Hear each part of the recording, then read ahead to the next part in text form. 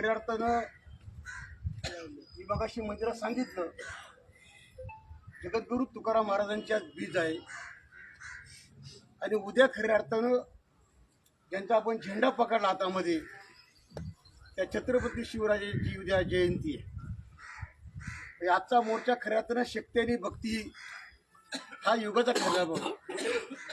एक शक्ती आणि भक्ती, शक्ती ही राजांची आणि भक्ती ही खऱ्या अर्थानं तुकाराम महाराजांची अध्यात्माची। जेव्हा शक्ती आणि भक्ती एकत्र येते तेव्हा खऱ्या अर्थानं समाजाचा विकास होतो, समाज बदलला जातो आणि समाजाच्या परिवर्तनाची खऱ्या अर्थानं सुरुवात होते। म्हणून शेतकरी बंधूंनो, आधीच्या वक्त्यांनी आपल्या समोर 14 मागणीच्या बाबत अत्यंत प्रखर भूमिका मांडलेली आहे। हा जो खरं तर कळीचा मुद्दा आहे, ते मावळातल्या कळीचे 3 मुद्दे खऱ्या अर्थाने या ठिकाणी आहेत आणि त्या मुद्द्यावरती आपल्याला खऱ्या अर्थानं एक विस्तृतपणे या तालुक्यामध्ये परत मोठे आपल्याला आंदोलन करायचं आहे। या ठिकाणी गुलाबराव मुद्दा मांडला, इंद्रायणी नदीचं पात्र खोल करा। तरी आपण गेली कित्येक वर्ष बघतो की इंद्रायणी नदी कोरोनाचा उगम पावते, तिचं उगमस्थान मोठे आहे आणि तिला ओढ्या नाल्या, ते इंद्रायणी नदीवरती 4 धरणं आहेत। जेव्हा जुलैला पाऊस पडतो जोरात, धरणं भरतात, धरणाचं पाणी ओव्हरफ्लो होतं, तेव्हा ते पाणी सोडलं जातं आणि मग ते पाणी जेव्हा सोडलं जातं तेव्हा नाणे मावळातल्या 32 गावांच्या भात शेती नष्ट होत, पूर्ण नष्ट होत, लावलेलं भात संपूर्ण जातं। हे 32 गावाला आतापर्यंत गेली कित्येक वर्षामध्ये दुबार पीक घेता आलं नाही, सिंगल पीक घेता आलं नाही। त्याच्या सगळ्या जमिनी रिकाम्या आहेत आणि म्हणून 4 वर्षापूर्वी या कचेरीचा मोर्चा काढला, आपण एक मोठं आंदोलन केलं आणि सरकारने निर्णय घेतला की 850 कोटी रुपये मंजूर केलेत, नदीपात्र खोल करायचंय।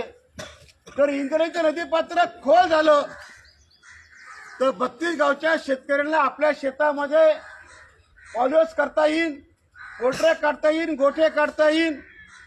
एवढंच नव्हे तर या होणाऱ्या पर्यटनाचा लाभ घेता येईल, हे बंगलो स्कीम करता येईल, हे अनेक उद्योग, शेतीपूरक उद्योग करता येतील। म्हणून शासनाला याची सांगणे की तुम्ही 850 कोटी मंजूर केलेत, मंजूर करून वर्ष झालेलं आहे, इलेक्शनचा काळ होता म्हणून कामाला सुरुवात केलेली नाही। तर विनंती की तुम्ही त्वरित कामाला सुरुवात करावी की जेणेकरून या मावळातला पुराणीवर हाहाकार हा थांबेल आणि माझ्या मायबाप शेतकऱ्याला त्या शेतामध्ये शेतीचं पीक घेता येईल। एवढंच नाही तर पूरक व्यवसाय करता येतील। पण त्याला लागून मळवली गाव आहे, तुमची नदी इंद्रायणी पॅक झाली की नदी मागे येते, की नदी मागे आली की मळवली ती सगळी घरं ही पाण्याखाली बुडतात, कारण तो ओढा खोल नाहीये, कारण रस्त्याला गटार नाहीये। आणि म्हणून ही जी गावं आज पाण्याखाली जाणार आहेत, ही गावं जर तुम्ही नदीने जर खोल केली तर नक्कीच आमचं पुनर्वसन झालं राहणार नाही, आमचं पाणी राहणार नाही। आणि म्हणून रेल्वेनी गेल्या महिन्यामध्ये 200 फूट ओढा खोल केलाय, अजून बाकी आहे, फक्त रोडचं काम करावं ही आमची या ठिकाणी विनंती आहे। हा जरा इंद्रायणी पात्राचा मुद्दा। आता खऱ्या जरा मुद्दे आहेत, हा मावळ तालुका सातकर साहेब आमच्या राज्यकर्त्यांनी आदरणीला विकून टाकलाय, पुरा विकलाय। तुम्ही म्हणा कसा विकला, कोणा सांगतो कसा विकला। सुरुवात करू आपण डोळ्यापासून। डोळ्याचा 350 एकर जागेमध्ये आता आमची काही म्हणली खोटं बोलतात, पण प्रत्यक्षामध्ये अदानीचा यार्ड होतं, यार्ड या अदानीचं, आणि त्या यार्डला वाकसाईवर रस्ता काढलाय, वाकसाईवरनं वाकसाई सदापूर हा रस्ता काढलाय। आम्ही गेली कित्येक वर्ष बांधतोय। आढळराव पाटलाच्या काळामध्ये आमचा कानेपडचा उड्डाणपूल झाला, मंजूर झाला आणि 12च्या तिसऱ्या काळामध्ये त्याचा आता नारळ फुटलाय. जर कधी हा पूल 15 वर्षापूर्वी मंजूर झाला असता तर टाकव्या गावातल्या 10 कंपन्या चाकरला गेल्या असत्या का? मावळातल्या 10,000 पोरं बेकार झाली केवळ एका उड्डाणपुलामुळं आणि सरकारच्या उड्डाणसदीमुळं, राज्यकर्त्याच्या नाकर्त्यामुळं. आज मावळातली पाक अनुरंग गेली, टेट्रापॅक गेली, अशा कित्येक कंपन्या गेल्या टाक्यातल्या. आज टाक्यातल्या खोल्या रिकाम्या आमच्या का? शेतकऱ्यांनी येणाऱ्या कामगारांसाठी खोल्या बांधल्या होत्या, भरभराट झाली होती टाक्याची, कंपन्या वाढत होत्या. पण राज्यकर्त्याला मावळच्या कुठल्याही लोकप्रतिनिधीला हे सुचलं नाही की उड्डाण पूल हा लवकर करावा. पण आदानीला सुचलं त्यांनी लगेच 2 महिन्यात उड्डाण पूल देवाला चालू केला. लगेच अजून मळवलीचा व्हायचाय, कामशेटचा व्हायचाय, कानापाट्याचा व्हायचाय, वडगावचा व्हायचाय. त्याला अजून मंजुऱ्या मिळतात, टेक्निकल काम चाललंय, 4ची 8 लाईन होते म्हणतात. पण अदानी मात्र 2 महिन्यात टावर उभे केलेत आणि त्याच्या खाली 350 एकर जागा आणि सदापूर गावचं उद्ध्वस्त काम चाललेलं आहे. जे कंटेनर पळणार आहेत ते सदापूर गावात पळणार आहे. सदापूरच्या गावच्या लोकांच्या जमिनीची संपादन केलं नाही, दादागिरी काम चाललंय. दतिंग हा तालुका दतिंगशेचा तालुका आहे. कारण आम्ही मताला नोटा वाटतो आणि मग एरवी दतिंग करतो. आमचं चुकतंय का तेव्हा? आमचं काय चुकतंय? आमचं काही चुकत नाही, आमचं हेच चुकतंय. आम्ही मताला पैसे घेतो आणि हात तोडून गप बसतो. बाबा जे रस्ता बिंदास रे, तुझ्याच बापाची मालकी, सातबारा माझाच नाही, सातबारा तुझाच आहे. हे घडलंय आणि म्हणून सदापुरात तेच घडले. आम्ही रस्ता थांबवलाय. पहिला मुद्दा नंबर 2, अदानी साताऱ्याला वीज तरवणार आहे. साताऱ्याचा कोयनेचा 50 टीएमसी पाणी गुहागर मार्गे चिपळूणला जाणार आहे समुद्राला. ते पाणी उचलायचं काम चाललंय. 50 टीएमसी म्हणजे किती? पवनेची 5 धरणं. पवनेची किती? 5 धरणं पाणी जाते पुढं समुद्राला. आज ते पाणी उचलणार, ते पाणी सातारा जाणार आणि साताऱ्यात वीज तयार करणार आणि ती वीज जाणार कुठं? गुजरातला जाणार आहे. इथं आम्हाला रोज लोड शेडिंग आहे, रोज लाईट जाते. आमचा शेतकरी उसाला पाणी द्यायचं रात्रवाळी करतोय. रात्रवाळी करताना त्याला बिबट्या खातोय, त्याला साप चावतोय, तो साप चावून मारतोय, तरी काय लाईट येत नाही. आणि फडणीसा तू मात्र लाईट गुजरातला दिली. झालं काय? ते मी नेहमी सांगतो, काल पण सांगतोय. दळवी साहेब कालही बोललो मी कोझाट्यामध्ये, बोललो ना. काय म्हणलो? साठे ही मडकाय, मडक्यात दूध ठेवलं शेतकऱ्यांनी, त्याला दही लागलंय, दही फडणीस गुंडाळलंय. कुणी उसळण कोण करताय? एकनाथ शिंदे आणि फडणीस करतोय. त्याचा वर लोणी येतंय. ताक जाणार कुणाला? ताक जाणार उत्तर महाराष्ट्राला पाणी जाणार आहे. आणि लोणी तूप गुजरातला. अदानी तुपाशी आणि महाराष्ट्र सरकार उपाशी. हे आपण मान्य करतोय बाबा? हे मान्य करायचं का? पण ती जी वीज जाणार आहे त्याच्या टावर जाणार आहेत. या टावरच्या खाली दळवीने सांगितलं, या टावरच्या खाली 400 फूट रुंद, किती? 400 फूट रुंद, 100 किलोमीटर लांब. तुमचा दिवाड ते खांडीपर्यंत पट्टा, 100 किलोमीटरचा पट्टा. 50 गाव उद्ध्वस्त होणार आहे. 50 गाव. 50 गावच्या शेतकऱ्याला जमीन करता येणार नाही. टावरच्या लाईन खाली तो बांधकाम करू शकत नाही, तो ऊस लावू शकत नाही, तो बांबू लावू शकत नाही, तो फळझाडा लावू शकत नाही, तो गोटा बांधू शकत नाही, तो स्वतःचं राहतं घर बांधू शकत नाही. हा दुसरा अन्याय आपण मान्य करणार का? तिसरा अन्याय ते मग शुभेच्छा मांडलाय. काने फाटा ते सावळा हा रस्ता चालू आहे आता. हा रस्ता कोण करताय? महाराष्ट्र सरकार. कोणाच्या माध्यमातून करताय? हुडको. की जी हुडको ह्या राज्याला गरिबांना घर पुरवते. आणि आपला झोपडपट्टीचा माणूस आलाय त्याला घरकुलला पैसे नाहीयेत. रामनगरचा आला मनुष्य आलाय आमच्या भगिनील्यात. झोपडपट्टीला पैसे नाहीये. ती गृहनिर्माण संस्था तिच्या नावाचा फंड काने फाटा तर सावळ्यापर्यंत वापरणारे 80 फूट रस्ता. किती? 80 फूट रस्ता.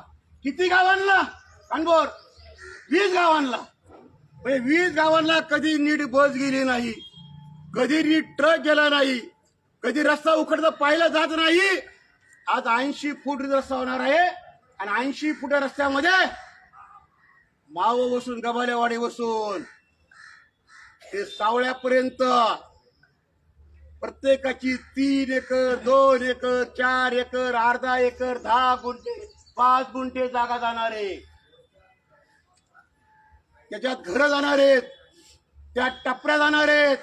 आता मोहर आलेली आंब आणि जांभळाची झाडं तोडली, त्याचा पत्ता नाही.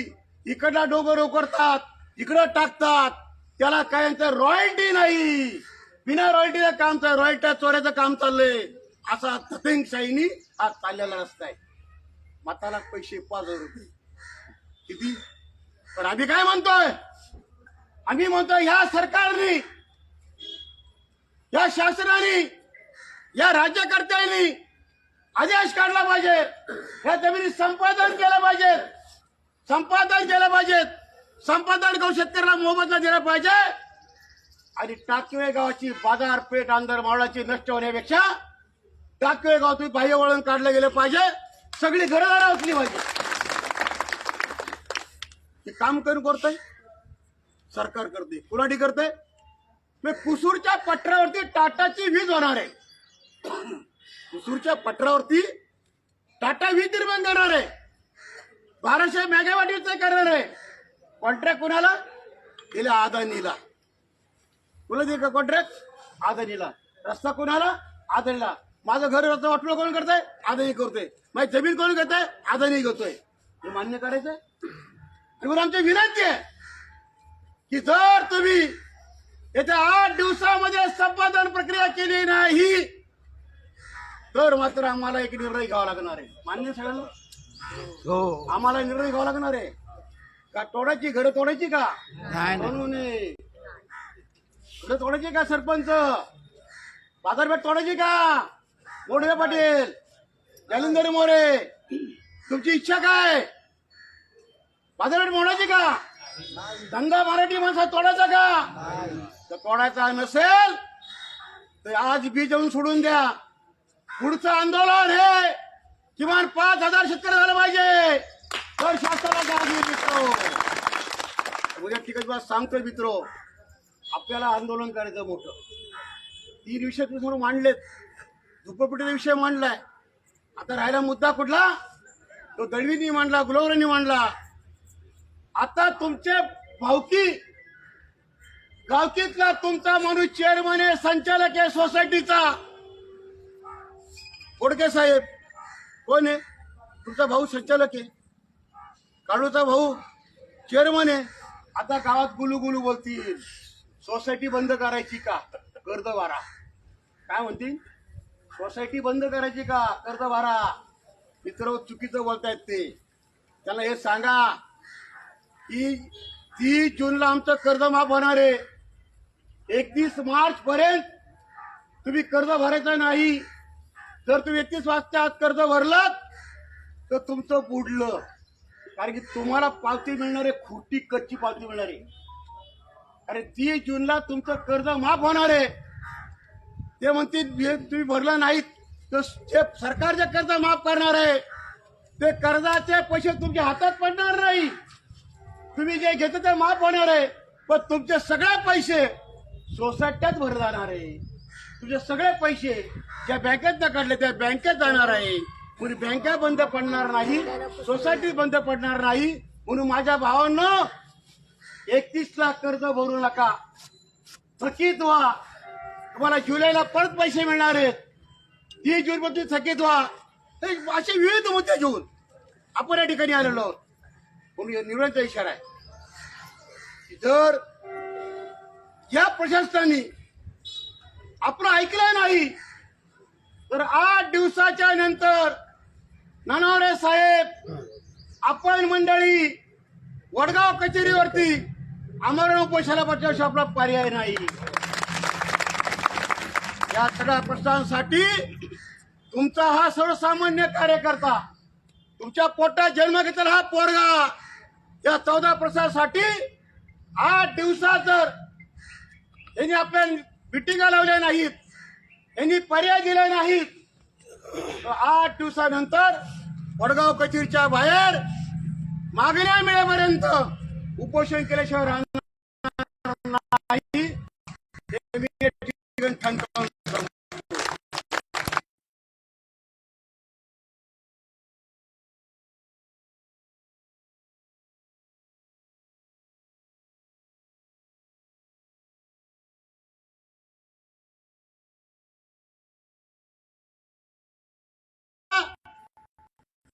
आम्ही त्याला घोटाळा म्हणतो. काय म्हणतो आम्ही त्याला? घोटाळा म्हणतो. आणि म्हणून हे घोटाळे सरकार आहे. हे किती कोटीचे लोकांचे घोटाळे केलेत, किती कोटीचे पैसे खालेत. अरे त्यांनी सांगितलं आमच्या बहिणीला, लाडकी बहीण 1500 रुपये देतो, तुला 2100 देतो. आता बहिणी वाऱ्या पडल्या, बहिणी शिक्के मारले, भाऊ मोकळे झाले, दारू टाईट झाले. आम्ही पुढच्या महिन्यात माझ्या बहिणीसाठी मोर्चा काढलाय. त्यांनाच मी कबूल केला 1500 रुपये. त्यांच्या केवायसी थांबवलाय. तर माझ्या बहिणी खाली होऊ नका. 1500 रुपयासाठी पुढच्या महिन्यात मोर्चा करायचा आहे. हे भाव एवढे सोपे नाहीत, हे लय घोटाळेबाज भाव आहेत. एवढं विसरू नका तुम्ही. घोटाळेबाज भावना आपण वाटत असाल त्याला आंदोलनाशिवाय पर्याय नाही, काय नाही. साहेबांचे आभार मानतो. त्यांना माहिती आहे की आम्ही शांतताप्रिय लोक आहेत. आम्ही दगडफेक आम्ही दगडफेक करणार नाहीये, आम्ही काही करणार नाहीये. आम्ही निवांतपणे बोलणार आहे. पण आमच्या डोक्यातला राग आम्ही कमी करणार आहे का? आपलं आंदोलन कमी करायचंय का? आपल्याला मान्य आहे ना? आणि म्हणून 14 मागण्यांसाठी आपल्याला पांदन रस्ता असेल, पिण्याचं पाणी असेल, वीज असेल, या सगळ्या प्रश्नासाठी आपल्याला परत एक मोठं एक तीव्र आंदोलन जोरात करायचंय. मी अधिक वेळ नाही घेता, आपण मंडळी आज बीज असताना, आज सण असताना एवढ्या संख्येने जमलात म्हणून मी तुमच्या सगळ्यांचे आभार मानतो आणि आपल्या सगळ्यांचे आभार मानून मी थांबतो. जय हिंद, जय महाराष्ट्र.